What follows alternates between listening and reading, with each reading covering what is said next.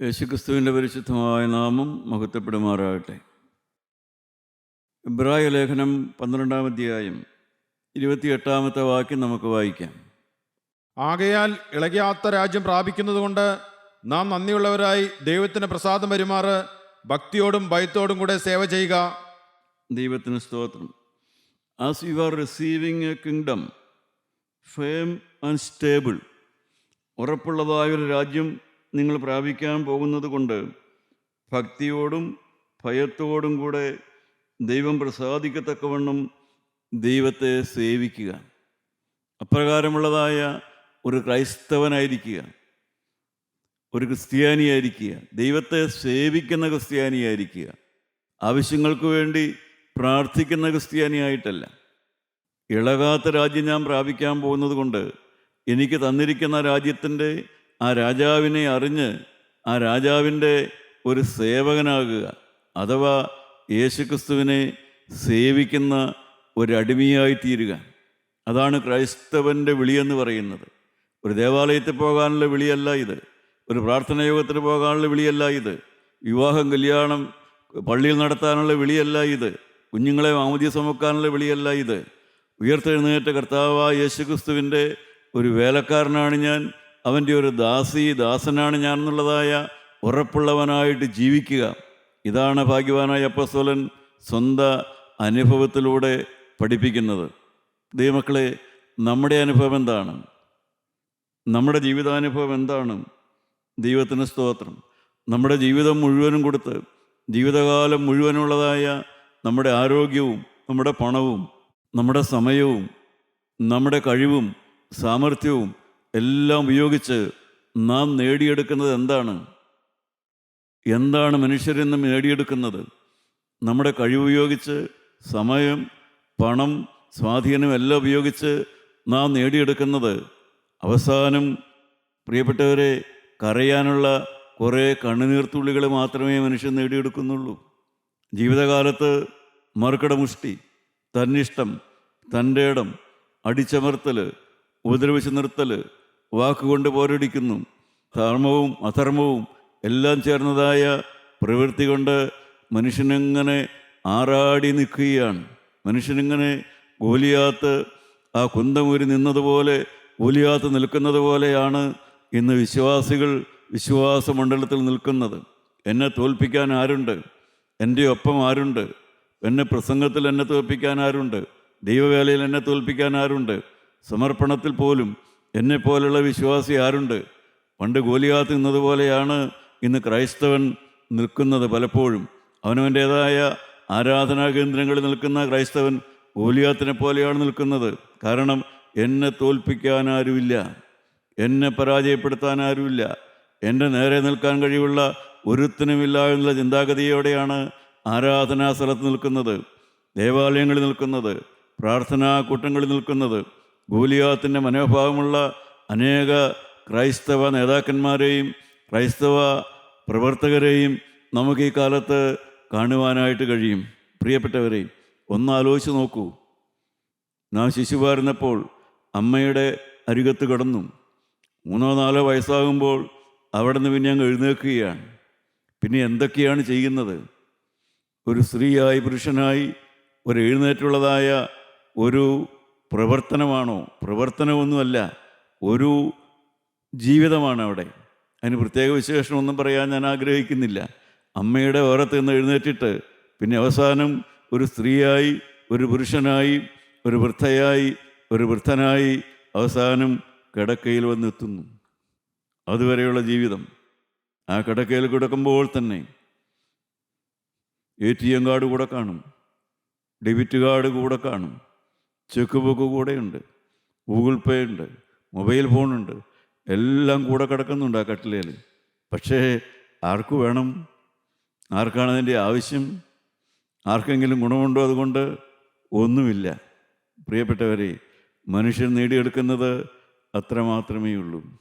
നമുക്ക് ചിന്തിച്ചാൽ അറിയാം. നമ്മുടെയെല്ലാം ജീവിതം വലിയ വെള്ളി സ്പൂണുമായി ജീവിച്ചവരൊന്നുമല്ല.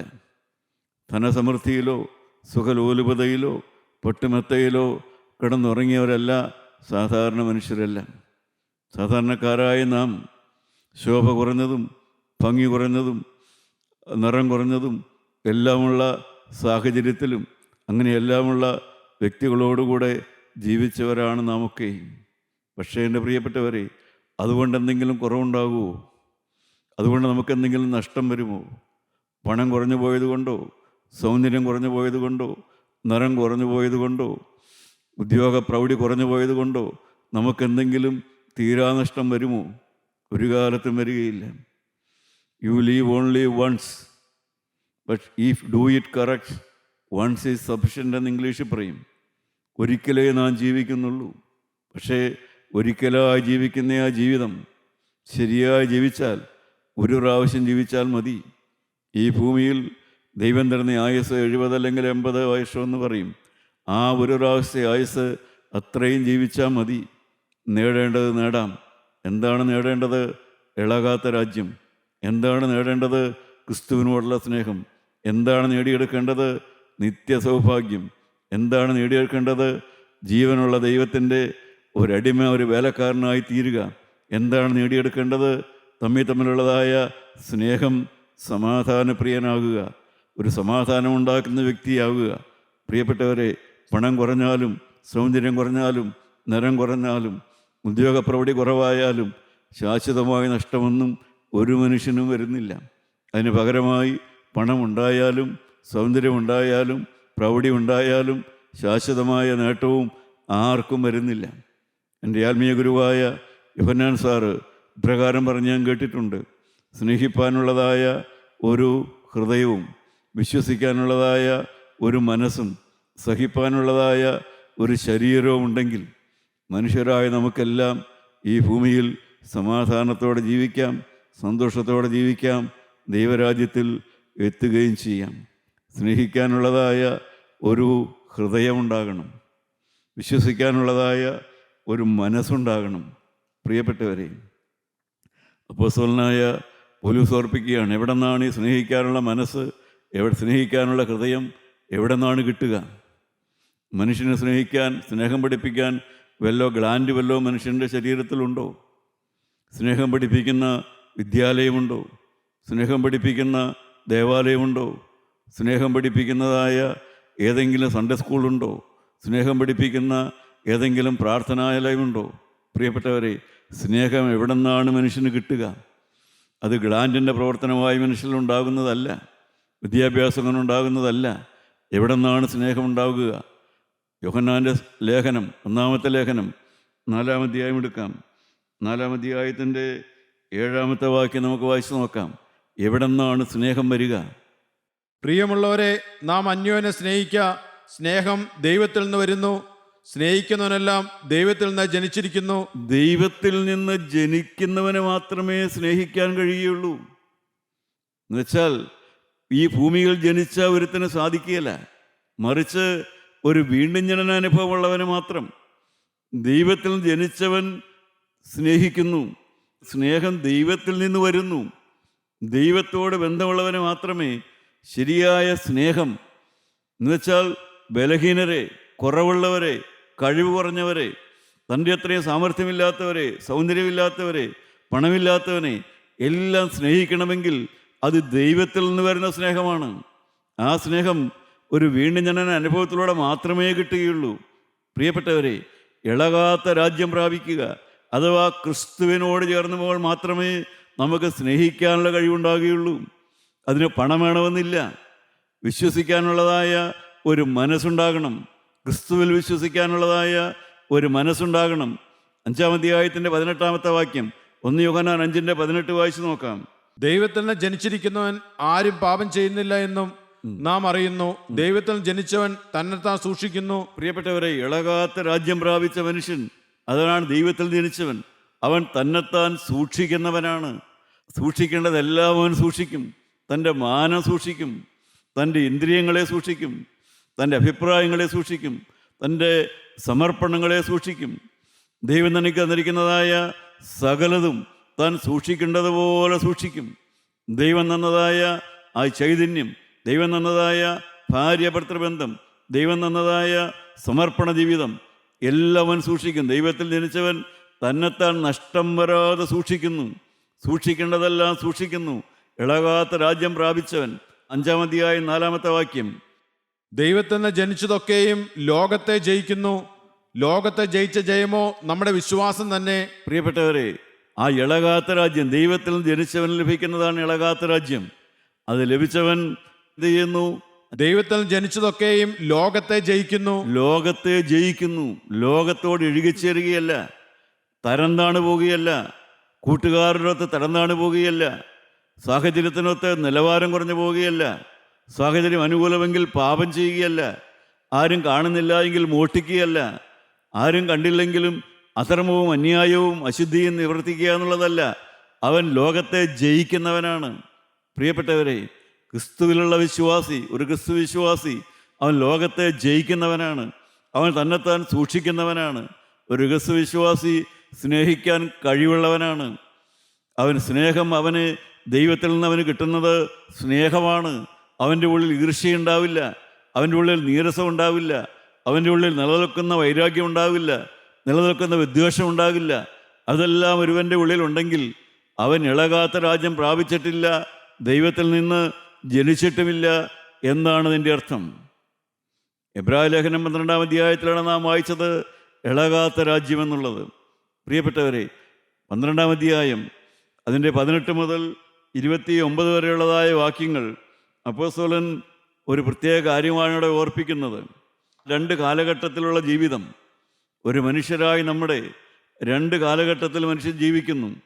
18-ാം അധ്യായം 1-ാം വാക്യം മുതൽ പറയുന്നത് സ്ഥൂലമായതും തീ കത്തുന്നതുമായ, അഥവാ പഴയ നിയമകാലത്തെ ഒരു പാരമ്പര്യ ക്രൈസ്തവ ജീവിതം ആരംഭിക്കുന്ന അവിടെയാണ്.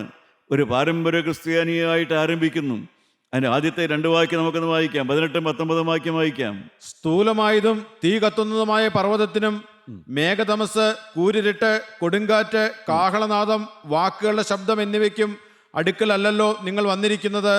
ആ ശബ്ദം കേട്ടവർ ഇനി ഒരു വചനവും തങ്ങൾ പറയരുതേ എന്ന് അപേക്ഷിച്ചു. പ്രിയപ്പെട്ടവരെ, ആദ്യകാലം അങ്ങനെയാണ്. വിശ്വാസ ജീവിതത്തിൻ്റെ ആദ്യകാലം അങ്ങനെയാണ്. കുറേ പ്രമാണങ്ങൾ മാത്രം. ഒരു പാരമ്പര്യ ക്രിസ്ത്യാനി, കുറേ പ്രമാണങ്ങൾ മാത്രം. ഒന്നും മനസ്സിലാകുന്നില്ല, ഒന്നും വ്യക്തമായി മനസ്സിലാകുന്നില്ല. എന്തൊക്കെയോ ഒരു കൂരിട്ട്, കൊടുങ്കാറ്റ്, കാഹളനാദം, വാക്കുകളുടെ ശബ്ദം എന്ന് പറഞ്ഞാൽ ആത്മീയമായി ജ്ഞാനത്തിലേക്ക് വരുന്നില്ല. ആരാണ് ദൈവം? ആരാണ് ക്രിസ്തു? എന്താണ് ദൈവവചനം? എന്താണ് ദൈവത്തിൻ്റെ ഇഷ്ടം? എന്താണ് ദൈവം എന്നെക്കുറിച്ച് ആഗ്രഹിക്കുന്നത്? ഈ കാര്യങ്ങളെക്കുറിച്ച് വ്യക്തമായൊരു ബോധവുമില്ലാത്ത കാലം. ഒരു വാക്കുമാണ് പറയുന്നത്, ഇനി എന്നോട് പറയണ്ട, ഇനി എനിക്ക് കേൾക്കണ്ട. ഇസ്രായേൽ മക്കൾ പണ്ട് സീനായി മലയിൽ വെച്ച് പറഞ്ഞ വാക്കാണത്, ഇനി ഞങ്ങളോട് പറയണ്ട എന്നുള്ളത്. ഇനി ഒരു വചനവും ഞങ്ങളോട് പറയരുത് എന്ന് പഴയ നിയമ ഇസ്രായേൽ മോശയോട് പറഞ്ഞു. അത് തന്നെയാണ് ഈ കാലത്തും ക്രിസ്ത്യാനി പറയുന്നതാണ്. എന്നോട് വേദപുസ്തകം പറയണ്ട, എന്നോട് സുവിശേഷം പറയണ്ട, എനിക്ക് സുവിശേഷം കേൾക്കണ്ട. കാരണം ആരംഭം അവിടെയാണ്. പ്രിയപ്പെട്ടവരെ, ഇന്ന് പാരമ്പര്യ ക്രിസ്ത്യാനിയായി ജീവിക്കുന്ന എനിക്കും അറിയാം, ഇത് കേൾക്കുന്ന നിങ്ങൾക്ക് പലർക്കും അറിയാം. നമ്മുടെ ക്രൈസ്തവ ജീവിതത്തിൻ്റെ ഒരു കാലത്ത് നാമും ഇതേ അഭിപ്രായക്കാർ തന്നെയായിരുന്നു. വേണ്ട, കേൾക്കണ്ട, അറിയണ്ട, താല്പര്യമില്ല, എനിക്ക് മനസ്സിലാവില്ല, ഈ കാലഘട്ടത്തിന് പറ്റൂല. ഇതാണ് ആ കാലത്തുള്ളതായ അനുഭവം. എന്നാൽ അനുഭവം അങ്ങോട്ട് മാറി മാറി എന്തായിട്ട് വരുന്നു? അതിൻ്റെ 22 മുതൽ 24 വരെയുള്ള വാക്യം വായിക്കാം. പിന്നെയോ സിയോൻ പർവ്വതത്തിനും ജീവനുള്ള ദൈവത്തിന്റെ നഗരമായ സ്വർഗീയ യെരൂശലേമിനും അനേകായിരം ദൂതന്മാരെ സർവ്വസംഘത്തിനും സ്വർഗത്തിൽ പേരെഴുതിയിരിക്കുന്ന ആദിജാതന്മാരെ സഭയ്ക്കും എല്ലാവരുടെയും ദൈവമായ ന്യായാധിപതിക്കും സിദ്ധന്മാരായ നീതിമാന്മാരെ ആത്മാക്കൾക്കും പുതുനിയമത്തിന് മധ്യസ്ഥനായ യേശുവിനും ഹാബേൽ രക്തത്തേക്കാൾ ഗുണകരമായി സംസാരിക്കുന്ന പുണ്യാഹ രക്തത്തിനും അടുക്കലത്രേ നിങ്ങൾ വന്നിരിക്കുന്നത്. പ്രിയപ്പെട്ടവരെ, ഒരു സമയത്ത് അറിയാൻ താല്പര്യമില്ല, കേൾക്കാൻ താല്പര്യമില്ല, മനസ്സിലാകുന്നില്ല, ഗ്രഹിക്കാൻ പറ്റുന്നില്ല. എന്തൊക്കെയോ ശബ്ദവും കോലാഹലവും കേൾക്കുന്നു, സ്തുതി കേൾക്കുന്നു, ഹല്ലേലൂയ എന്ന് കേൾക്കുന്നു, അവിടെ കൈയടിച്ച് പാട്ട് പാടുന്നു, അവിടെ മാനസാന്തരപ്പെടണമെന്ന് പറയുന്നു, സ്തോത്രം ചെയ്യുന്നു. ഒന്നും മനസ്സിലാകുന്നില്ല. എനിക്ക് കേൾക്കണ്ട കേൾക്കണ്ട കേൾക്കണ്ട എന്നുള്ളതായ അനുഭവം. അതാണ് സീനായി മലയിലെ അനുഭവം. അവിടെ നിന്ന് പിന്നീട് എങ്ങോട്ടാണ് മാറി വരുന്നത്? ആ ഇളകാത്ത രാജ്യത്തിൻ്റെ സുവിശേഷത്തിൻ്റെ വളർച്ചയെക്കുറിച്ചാണ് പറയുന്നത്. അവിടെ നിന്ന് നാം എങ്ങോട്ടാണ് എത്തുന്നത്? സിയോൻ പർവ്വതത്തിലേക്ക് വരുന്നു. സീനായി മലയിൽ നിന്ന് സിയോൻ്റെ അനുഭവത്തിലേക്ക് വരുന്നു. സീനായി മലയിൽ നിന്ന് സിയോൻ്റെ അനുഭവത്തിലേക്ക് വരുന്നു. അവിടെ നിന്ന് പിന്നീട് നാം എവിടെയാണ് വരുന്നത്? നാം ഒരു മധ്യസ്ഥൻ്റെ അടുക്കലേക്ക് വരുന്നു. മധ്യസ്ഥനായ യേശുക്രിസ്തുവിനും ഹാബേലിൻ്റെ രക്തത്തെക്കാൾ ഗുണകരമായി സംസാരിക്കുന്ന പുണ്യാഹ രക്തത്തിൻ്റെ അടുക്കലേക്ക് വരുന്നു. പ്രിയപ്പെട്ടവരെ, വെറുപ്പിൻ്റെയും അജ്ഞതയുടെയും സുവിശേഷത്തോടുള്ളതായ സകല അജ്ഞതയുടെയും സകല വിരോധത്തിൻ്റെയും നടുവിൽ ജീവിച്ച ഒരു മനുഷ്യൻ സാവകാശം എവിടെ വരുന്നു? അവൻ സിയോനിലേക്ക് വരുന്നു. സിയോനിലേക്ക് വരുന്നു. ദൈവത്തിന് സ്തോത്രം. അവൻ മധ്യസ്ഥൻ്റെ അടുക്കലേക്ക് വരുന്നു. കർത്താവായ യേശുക്രിസ്തു എന്ന മധ്യസ്ഥനായ യേശുവിനും അവൻ പുണ്യാഹ രക്തത്തിൻ്റെ അനുഭവത്തിലേക്ക് വരുന്നു. ആ രക്തത്തോടുള്ളതായ ബന്ധത്തിലേക്ക് വരുന്നു. ആ അനുഭവത്തിനാണ് അവിടെ പറയുന്നത്. അങ്ങനെ വന്നാണ് നാം ഇളകാത്ത രാജ്യത്തിലേക്ക് വരുന്നതെന്ന് ഭാഗ്യവാനായ അപ്പോസ്തലനോട് ഓർപ്പിക്കുകയാണ്. ദൈവത്തിന് സ്തോത്രം. സീയോൻ മലയും സീനായും സിയോൻ മലയും, ദൈവത്തിന് സ്തോത്രം. രണ്ട് അനുഭവങ്ങളാണ് ഇത് രണ്ടും പറഞ്ഞു തരുന്നത്. പ്രിയപ്പെട്ടവരെ, നമുക്കറിയാം സീനായി മല നമുക്കറിയാം. അത് ഇസ്രായേൽ മക്കളുടെ പുറപ്പാടിൻ്റെ കാലത്ത് മോശയ്ക്ക് ന്യായപ്രമാണം കൊടുത്ത സ്ഥലമാണ് സിയോൻ എന്ന് പറയുന്നത്. സീനായി എന്ന് പറയുന്ന എവിടെയാണ്? സീനായി എന്ന് പറയുന്ന എവിടെയാണ്? 15-ാം സങ്കീർത്തനം 2-ാമത്തെ വാക്യം നമുക്ക് വായിക്കാം. യഹോവേ, നിന്റെ കൂടാരത്തിൽ ആർ പാർക്കും? നിന്റെ വിശുദ്ധ പർവ്വതത്തിൽ ആർ വസിക്കും? നിന്റെ വിശുദ്ധ പർവ്വതം. പ്രിയപ്പെട്ടവരെ, യെരുശലേമിലെ വിശുദ്ധ പർവ്വതം സീനായി എന്ന് പറയുന്നത് ഒരു മല. സിയോൻ എന്ന് പറയുന്നത് ഒരു മലയല്ല. വാസ്തവത്തിൽ യഹോവയുടെ വിശുദ്ധ പർവ്വതത്തിൽ ആർ വസിക്കുന്നു? നിഷ്കളങ്കനായി, നേരുള്ളവനായി, ദോഷം ചെയ്യാത്തവനായി, അവൻ്റെ കാലും കൈയും അവൻ്റെ നാവും എല്ലാം സൂക്ഷിക്കുന്നതായ, എന്നുവെച്ചാൽ ജീവനുള്ള ദൈവത്തിൻ്റെ ഒരു പരിപാലന രംഗത്തേക്ക് മാത്രമല്ല, ഇഫക്റ്റീവായിട്ട് ദൈവത്താൽ നിയന്ത്രിക്കപ്പെടുന്ന ഇന്ദ്രിയങ്ങളുള്ള, അവയവങ്ങളുള്ള, ചിന്തയുള്ള, ധ്യാനമുള്ള ഒരു മനുഷ്യനായിട്ട് മാറുന്ന അനുഭവമാണ് സിയോൻ എന്ന് പറയുന്നത്. സിയോൻ വസിക്കുക എന്ന് പറഞ്ഞാൽ അതാണ് ഇതിൻ്റെ അർത്ഥം. അതൊരു പ്രത്യേക സ്ഥലമല്ല, മറിച്ച് ദൈവത്തിൻ്റെ ഇഫക്റ്റീവ് റൂള്. എന്നുവെച്ചാൽ സ്വന്തം ഇഷ്ടമില്ല, ദൈവ ഇഷ്ടം മാത്രം. അവയവങ്ങളെ, ഇന്ദ്രിയങ്ങളെ, കണ്ണിനെ, നാവിനെ എല്ലാം പൂർണ്ണമായും ദൈവത്തിന് സമർപ്പിച്ച് ദൈവത്തിൻ്റെ നിയന്ത്രണത്തിൽ വസിക്കുന്ന അനുഭവത്തിനാണ് സിയോൻ്റെ അനുഭവം എന്ന് പറയുന്നത്. ദൈവത്തിന് സ്തോത്രം. 87-ാം സങ്കീർത്തനം 5-ാം വാക്യം നമുക്ക് വായിക്കാം. ഇവനും അവനും അവിടെ ജനിച്ചുവെന്നും സിയോനെ കുറിച്ച് പറയും. അത്യുന്നതൻ തന്നെ അതിനെ സ്ഥാപിച്ചിരിക്കുന്നു. ദൈവത്തിന് സ്തോത്രം. ദൈവം സ്ഥാപിച്ച നിയമമാണത് സിയോൻ എന്ന് പറയുന്നത്. ഇവനും അവനും അവിടെ ജനിച്ചു. പ്രിയപ്പെട്ടവരെ, യെരുശലേം എന്ന് പറയുന്നു, അതിന് സിയോൻ എന്ന് പറയുന്നു. എന്താണ് ഇതിൻ്റെ അനുഭവം എന്ന് പറയുന്നത്? ദൈവത്തിന് സ്തോത്രം. ഞാൻ ഏതെങ്കിലും ഒരു സഭാവിഭാഗത്തെക്കുറിച്ചല്ല പറയുന്നത്, മറിച്ച് സിയോൻ എന്ന് പറയുന്നത് യെരുശലേമിനോട് ചേർന്ന ഒരു അനുഭവമാണത്. പുതിയ നിയമ യെരുശലേമിലെ ഒരംഗമായി തീരുക, പുതിയ യെരുശലേമിലെ ഒരംഗമായി തീരുക. ഇവനും അവനും അവിടെ ജനിച്ചു. നമുക്കറിയാം, നമ്മുടെ ജന്മദേശത്തെക്കുറിച്ച് നമുക്കൊരഭിമാനമുണ്ട്, ജന്മനാടിനെക്കുറിച്ച്, നാം ജനിച്ചു വളർന്ന സഭയെക്കുറിച്ച്, നാം മാനസാന്തരപ്പെട്ട കൂട്ടത്തെക്കുറിച്ച്. ഇതിനെക്കുറിച്ചെല്ലാം നമുക്ക് അഭിപ്രായങ്ങളുണ്ട്, നല്ല ചിന്തകളുണ്ട്, നല്ല ഓർമ്മകളുണ്ട്. നമ്മുടെ നാവിൽ ഇതെല്ലാം എപ്പോഴും വരും. എൻ്റെ ജന്മനാടിതാണ്, ഞാൻ ജനിച്ചു വളർന്ന സഭ ഇതാണ്, ഞാൻ മാനസാന്തരപ്പെട്ട കൂട്ടായ്മ ഇതാണ്. ഇതെല്ലാം നമ്മുടെ നാവിൽ എപ്പോഴും വരുന്നതായ ഒരനുഭവമാണ്. ദൈവത്തിന് സ്തോത്രം. ജീവനുള്ള ദൈവത്തിനും ഇപ്രകാരം ഇഷ്ടമുള്ള ഒരു സ്ഥലമുണ്ട്. ദൈവം ഇഷ്ടപ്പെടുന്ന സ്ഥലമായിരുന്നു യെരുശലേം. അവിടെയാണ് ദൈവം ദേവാലയം ആദ്യം സ്ഥാപിച്ചത്. ആ യെരുശലേമിലാണ് ദൈവം കർത്താവായ യേശുവിൻ്റെ മരണവും അവൻ്റെ കഷ്ടാനുഭവവും മരണവും പുനരുത്ഥാനവും എല്ലാം നടന്നത് യെരുശലേമിൽ തന്നെയാണ്. എന്നാൽ പ്രിയപ്പെട്ടവരെ, ആ സ്ഥലത്തിൻ്റെ പ്രത്യേകതയല്ല, സിയോനിൽ ജനിച്ചു. അവസാനം നമ്മുടെ ജന്മസ്ഥലം, ജനിച്ച സഭ, നമ്മുടെ അനുഭവങ്ങളുള്ള ചില സ്ഥലങ്ങൾ, ഇതെല്ലാം വിട്ടിട്ട് നാം ആരായിട്ട് മാറുന്നു? നാം സിയോനിൽ ഒരു അംഗമായിട്ട് മാറുന്നു. എന്ന് വെച്ചാൽ, ഞാൻ യേശുക്രിസ്തുവിനാൽ ഭരിക്കപ്പെടുന്ന, നിയന്ത്രിക്കപ്പെടുന്ന, കൺട്രോൾ ചെയ്യപ്പെടുന്ന, പൂർണ്ണമായും ക്രിസ്തുവിനായി വിട്ടുകൊടുത്ത ഒരു വ്യക്തിയായിട്ട് ഞാൻ മാറുന്നു. ദൈവത്തിന് സ്തോത്രം. പ്രിയപ്പെട്ടവരെ, നമ്മൾ ക്രിസ്ത്യാനികളാണല്ലോ. നമ്മുടെ ക്രിസ്തീയ വിശ്വാസത്തിൻ്റെ, അല്ലെങ്കിൽ നമ്മുടെ ക്രിസ്തീയ ജീവിതത്തിൻ്റെ അഭിമാന വിഷയം എന്താ? ബീയിങ് എ ക്രിസ്ത്യൻ, ഞാൻ എന്തിലാണ് അഭിമാനിക്കുന്നത്? എൻ്റെ ദേവാലയത്തിലാണോ? എൻ്റെ സഭയിലാണോ? എന്തിലാണ് ഞാൻ അഭിമാനിക്കുന്നത്? എന്തിലാണ് ക്രിസ്ത്യാനി അഭിമാനിക്കുന്നത്? ക്രിസ്ത്യാനികളായി നമുക്ക് അഭിമാനിക്കാൻ ഒരേ ഒരു വിഷയമേ ഉള്ളൂ. കെടുന്ന ബീജത്താലല്ല, കെടാത്തതിനാൽ ജീവനുള്ളതും നിലനിൽക്കുന്നതുമായ ദൈവത്തിൻ്റെ വചനത്താൽ തന്നെ ഞാൻ വീണ്ടും ജനിച്ചിരിക്കുന്നു. നമ്മുടെ കർത്താവായ യേശു നീക്കോദെമോസിനോട് പറഞ്ഞതായ ആത്മാവിനാലുള്ളതായ ആ കാറ്റടിച്ച് പരിശുദ്ധാത്മാവിനുള്ളതായ ഒരു ജനനം എനിക്കുണ്ട്. അതാണ് എൻ്റെ അഭിമാന വിഷയം. ഞാൻ ജനിച്ചു വളർന്നതായ ഒരു സഭയോ, ഞാൻ ജനിച്ചു വളർന്നതായ ഒരു കൂട്ടായ്മയോ, ഞാൻ ജനിച്ചു വളർന്നതായ ഒരു ദേശമോ അല്ല. അതാണ് പറയുന്നത്. എല്ലാവരും ജനിച്ചു വളർന്ന സ്ഥലങ്ങളെക്കുറിച്ചാണ് അവിടെ 87-ാം സങ്കീർത്തനത്തിൽ വിവിധ ദേശങ്ങളെക്കുറിച്ച് പറയുന്നുണ്ട്. ഓരോരുത്തർ ഞാൻ ആ ദേശത്ത് ജനിച്ചതാ, ഞാൻ അവിടെ ജനിച്ചതാ, ഇവിടെ ജനിച്ചതാ, ഇവനും അവിടെ ജനിച്ചു എന്നെല്ലാം ഓരോ വംശങ്ങൾ പറയും.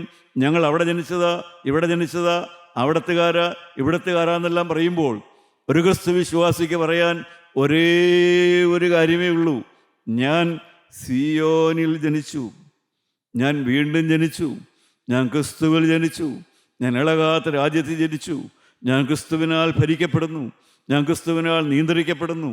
എൻ്റെ കൺട്രോള് യേശുവാണ്. എൻ്റെ സ്വന്തം ഇഷ്ടം അല്പം പോലുമില്ല. പൂർണ്ണമായും ഞാൻ യേശുവിൻ്റെ ഒരു അടിമ മാത്രം. ഞാൻ കുരിശെടുത്ത് യേശുവിനെ അനുഗമിക്കുന്ന ഒരു വ്യക്തി മാത്രം. പ്രിയപ്പെട്ടവരെ, കുരിശെടുത്തൻ യേശുവിനെ അനുഗമിക്കും ഞാൻ അന്ത്യം വരെ. അനുഭവമുണ്ടോ? ആ തീരുമാനമുണ്ടോ? അവരാണ് ഇളകാത്ത രാജ്യം പ്രാപിച്ചത്. എൻ്റെ പ്രിയപ്പെട്ട സഹോദരങ്ങളെ, ദൈവത്തിന് നന്ദിയോടെ സ്തോത്രം. സീനായി മലയിലെ അനുഭവം, സിയോനിലെ അനുഭവം, പാരമ്പര്യത്തിലെ ഒരു പിടുത്തത്തിൽ മാത്രം ജനിച്ച മനുഷ്യൻ മനസാന്തരപ്പെട്ട് ക്രിസ്തുവിശ്വാസിയായി ഒരു സിയോനിലെ അംഗമായിത്തീരുന്ന അനുഭവം. സഭ എന്തിനാ മാറണേ? എൻ്റെ പ്രിയപ്പെട്ടവരെ, സഭ മാറിയതുകൊണ്ട് കാര്യമില്ല, കൂട്ടായ്മ മാറിയതുകൊണ്ട് കാര്യമില്ല, നാം മതം മാറിയതുകൊണ്ട് കാര്യമില്ല. ഇതെല്ലാം ഹൃദയത്തിലുണ്ടാകുന്ന അനുഭവമാണ്. ഇതെല്ലാം നമ്മുടെ ഹൃദയത്തിൽ വരുന്ന മാറ്റങ്ങളാണ്. ഒരു വിശ്വാസിയുടെ ജീവിതത്തിലുണ്ടാകുന്ന മാറ്റങ്ങളാണിതെല്ലാം. ദൈവത്തിന് സ്തോത്രം. പഴയ നിയമ ഇസ്രായേൽ കണ്ണുനീര് കൊടുത്ത്, വർഷങ്ങളോളമുള്ള കണ്ണുനീര് കൊടുത്ത്, അവരുടെ ചെറ്റപ്പുറയിൽ കരഞ്ഞ് കണ്ണുനീര് കൊടുത്ത് അവർ മേടിച്ചതാണ് പുറപ്പാട്. കണ്ണുനീര് കൊടുത്ത് ദൈവത്തിൽ നിന്ന് അവർ മേടിച്ചതാണ് പുറപ്പാട്. ആ പുറപ്പാടിൻ്റെ യാത്ര, ഫറവോൻ്റെ നാട്ടിൽ നിന്ന് കനാനിലേക്കുള്ള യാത്ര കണ്ണുനീര് കൊടുത്ത് മേടിച്ചതാണ്. പക്ഷേ അവർക്കത് പ്രയോജനപ്പെട്ടില്ല. അവിശ്വാസ നിമിത്തം അവർക്കത് പ്രയോജനപ്പെട്ടില്ല. എന്നാൽ പ്രിയപ്പെട്ടവരെ, സിയോനിലെ വിശ്വാസികൾ എന്നറിയപ്പെടുന്ന നമുക്ക് നാം വില കൊടുക്കാതെ കർത്താവായ യേശു തൻ്റെ രക്തം കൊണ്ട് നമുക്ക് തന്നതാണ്, മേടിച്ചു തന്നതാണ് ഈ സിയോൻ യാത്ര എന്ന് പറയുന്നത്. പഴയ നിയമ ഇസ്രായേൽ കണ്ണുനീര് കൊടുത്ത് മേടിച്ചതാണ് പുറപ്പാട്. നമുക്കോ ക്രിസ്തുവിൻ്റെ രക്തം കൊണ്ട് നാം വില കൊടുക്കാതെ നമുക്ക് കിട്ടിയതാണ് ആ സിയോൻ യാത്ര. എൻ്റെ പ്രിയപ്പെട്ട ദൈവമക്കളെ, നിങ്ങൾ ഈ സിയോൻ യാത്ര അനുഭവിക്കുന്നുണ്ടോ? നിങ്ങൾ ഈ സിയോൻ യാത്രയിലെ അംഗമായിട്ടുണ്ടോ? നിങ്ങൾ ഈ സിയോൻ യാത്രയിൽ ചേർന്നിട്ടുണ്ടോ? നിങ്ങൾ ഇളകാത്ത രാജ്യത്തേക്ക് നിങ്ങളുടെ കണ്ണ് നോക്കിയിട്ടുണ്ടോ? ഇളകാത്ത ജീവിതത്തിന് വേണ്ടി നിങ്ങൾ കൊതിയോടെ ആഗ്രഹിക്കുന്നുണ്ടോ? നമ്മുടെ ജീവിതത്തിലേക്ക് നമുക്ക് തിരിഞ്ഞു നോക്കാം. പ്രിയപ്പെട്ട സഹോദര, നീ സിയോനിൽ ജനിച്ചുവോ? നീ വീണ്ടും ജന്മം പ്രാപിച്ചുവോ? സമർപ്പണമെടുത്തുവോ? ശുദ്ധീകരണം പ്രാപിച്ചുവോ? പാപത്തോട് യാത്ര പറഞ്ഞുവോ? ഇനി പഴയതില്ല തീരുമാനിച്ചുവോ? ഞാനൊരു പരദേശിയായി പാർക്കുന്ന വീട്ടിൽ നിൻ്റെ പ്രമാണങ്ങളുടെ ചട്ടങ്ങളെന്ന് ഭിത്തിയിൽ എഴുതി വെച്ചത് കൊണ്ടായില്ല, ഹൃദയത്തിൽ എഴുതാം. തീരുമാനിക്കാം, കർത്താവേ, ഞാനൊരു സിയോൻ യാത്രക്കാരനാണ്.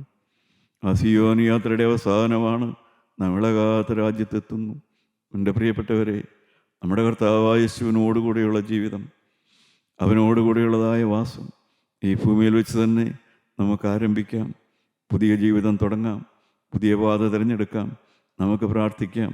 ജീവനുള്ള ദൈവമേ, ആവശ്യങ്ങളുടെ ഭാരവുമായി പ്രാർത്ഥനാവിഷയങ്ങളുമായി മാത്രം ഈ ഭൂമിയിലൊരു ക്രിസ്ത്യാനിയായി ജീവിച്ച ഞാൻ സീയോൻ യാത്രയെക്കുറിച്ചും വീണ്ടും ജനനത്തെക്കുറിച്ചും കർത്താവെ ഒരു കാലത്ത് ഞാൻ വെറുത്തിരുന്നതായ വാക്കുകൾ എന്നോട് പറയണ്ട എന്ന് ഞാൻ പറഞ്ഞിരുന്നതെല്ലാം ഇന്ന് ആസ്വദിക്കാനുള്ളതായ ഒരു പരിശുദ്ധാത്മാവിൻ്റെ രൂപാന്തരം തന്നതോർത്ത് തന്നെ സ്തുതിക്കുന്നു. എൻ്റെ കൃപയിൽ പൊതിയണമേ, അനുഗ്രഹിക്കണമേ, സമാശ്വസിപ്പിക്കണമേ, കൃപ തന്ന് നടത്തണമേ, തലമുറയെ സൂക്ഷിക്കണമേ, വിശ്വാസമുറപ്പിക്കണമേ, തിരുരക്തത്തിൻ്റെ മുദ്ര തരണമേ. യേശു മൂലം പ്രാർത്ഥിക്കുന്നു. കൃപയോടെ കേട്ട് ഉത്തരം തരുമാറാകണമേ. ആമീൻ.